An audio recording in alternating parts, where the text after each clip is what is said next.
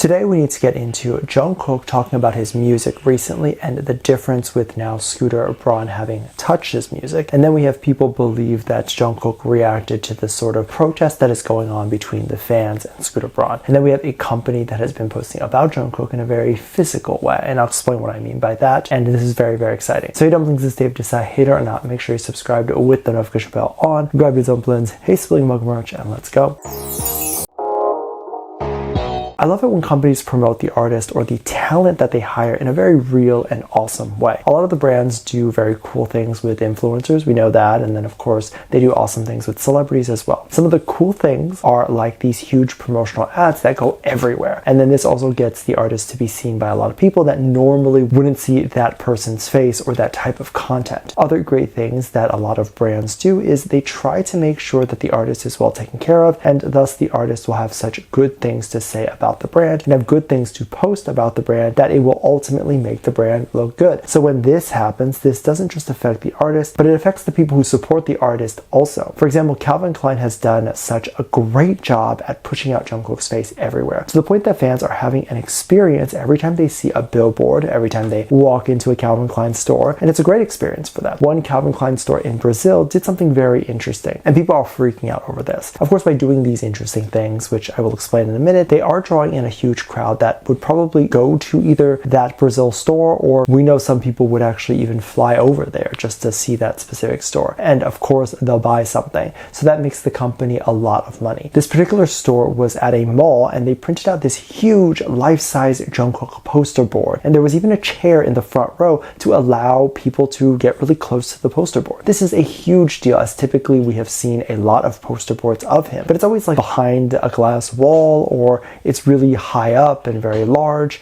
and we're unable to actually access it. But this way, it's right next to us, and then we can get a picture without the glass and the glare in the way. So people were very excited about this. Apparently, they also took a photo of this and posted on their social media about this specific store, and they mentioned that the point of this big poster with the chair was so that you can get closer to the idol. You know, you have such a great marketing team and a marketing team that needs a raise when the marketing team genuinely understands the audience that they are marketing towards, understanding that this is exactly what the fans want, and specifically what K-pop fans want. And thus by doing this, they're going to get a lot of K-pop fans into the store now. Are they going to buy anything, or are they going to just spend all their time taking pictures? Could be a bit of both. But if you have 1,000, 10,000 people come into a store, I'm sure one or two of those people are going to buy something. So the company is making money regardless, and a lot of money. So it doesn't hurt anyone to come up with concepts like this that really get the community involved and at the store. Is exactly why Target has a Starbucks and those sorts of things, because they want Target, they want that area to kind of be a hub for people to come and chill, grab a cup of coffee, walk around, just having a relaxing afternoon shop. So having these more interactive things that appeal to the community that they're trying to market towards, absolutely genius. Well, of course, that is such a beautiful thing for our company to have. We are unfortunately going to have to talk about some of the less beautiful things, some of the backlash that has been going on recently. There's been some new interviews that have come out of Jung Kook, and of course some old ones as well. We're going to be talking about a sort of mix of both of those. There was an interview that he did before he enlisted where he kind of addressed some of the lyrics that he had been singing about recently. Now, first off, I want to clarify that he does not write any of these lyrics. So that's first and foremost. It's the most important thing to note. A lot of people like to take those lyrics very literally and take it that that's his personality, when in reality, those are not things that he has ever personally written. The lyrics have also come from Scooter Braun, and I imagine not directly that like Scooter has written them, but it has come from Scooter in terms of it being the lyrics that he probably thinks would market the best in the US, and of course he was right. So Jung Kook actually talked about those lyrics and how he feels about it now. Keep in mind, him addressing these lyrics is also directly addressing how he feels about the team that has worked on those lyrics with him, and how he feels about Scooter personally. Of course, he probably is very happy to work with Scooter, but probably also knows that the lyrics that he has created are meant for a universal audience, an audience not just for Korean people. And then of course, he also mentions in the interview that the lyrics are not autobiographical. So it's important to note that he was trying to make music that transcends outside of Korean culture, that was going to be music that was going to be relatable in Korea as well. And of course, also relatable to the people in the US who do talk about things like sex and all that stuff all the time. And in Korea, these topics are not necessarily topics that are not relatable to people, right? It's not like just because Korea is a more conservative country, they're not thinking about sex all the time. They still are. They're just not necessarily necessarily singing about it. Hence why some of the biggest K-dramas in Korea are still love and romance dramas. With that said, Jung Kook made it clear that he is aware that it's made to appear that he has been trying to erase his younger, cuter image. And that is not the case. I don't think he ever had a younger, cuter image. I think he had an image where he was trying to make music to a specific audience in Korea, and he did that. And now when he is trying to make music towards a different audience, he's going to have to change up his lyrics and do that. Any good artist and any artist that has longevity in the industry are going to be artists that know how to change and adapt to whatever market is going to push them to the next level. If you're constantly marketing towards the same people over and over again, and that same people or that same well is sort of drying up, then that is how a lot of people lose their career. And let's be real, a lot of artists don't know how to maneuver to a different genre. So if you're an artist who has only done country, for example, and let's say country is starting to die out, and then you want to transition to pop, but you just don't know how to do it, then yeah, the career tends to fade. And those who have been able to transition over will usually be the ones that stick around. There is no stripping off an image. There is no taking anything personally. This is just literally doing a job and trying to survive in an industry that is so difficult to survive in.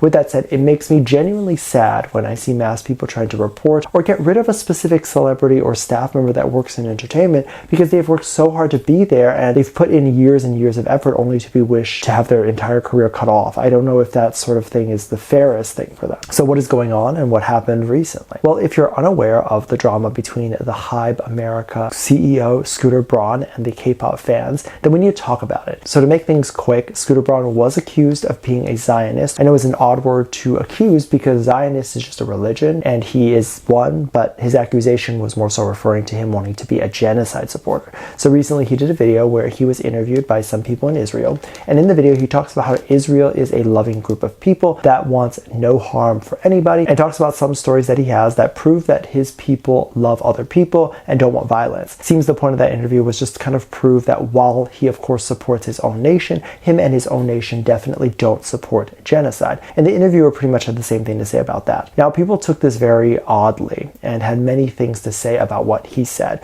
Stuff like he's gaslighting people and that he needs to be removed from the label. There were even some posts going around saying that they were actually really angry because Scooter was saying awful things about Korea in that interview. I think that is so odd because a lot of K-pop fans won't actually go and watch the original video. He never even mentions Korea in the original interview, but we have a viral video going around saying that he actually hates Korea. Now, I want to specify that I am not the biggest Scooter Braun fan. I mean, I've already did with Taylor Swift and that whole thing, but I don't like it when people get falsely accused of things that they are not, when it's so obvious that they are not. But it doesn't just stop there because apparently the situation got a lot bigger as a lot of people pulled together a lot of money to put a billboard truck in front of the label. The message basically reads that they would like Scooter Braun to be removed from the company and not be the CEO anymore. I think this is absolutely crazy because there were also people saying that this message is unnecessary because Scooter doesn't actually bring anything to the table. And you know, he doesn't really have an extensive resume as maybe he once did because he recently, I think a lot of artists have left his management. There's been a lot of speculation as to what he did. However, I don't feel like it's good to go down that rabbit hole as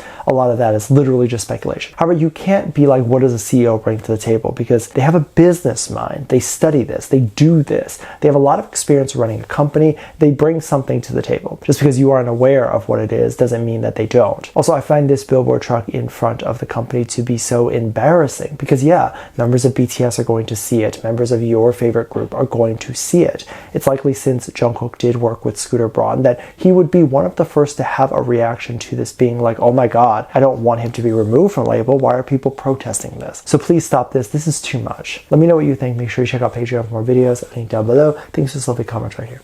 Love you. Bye.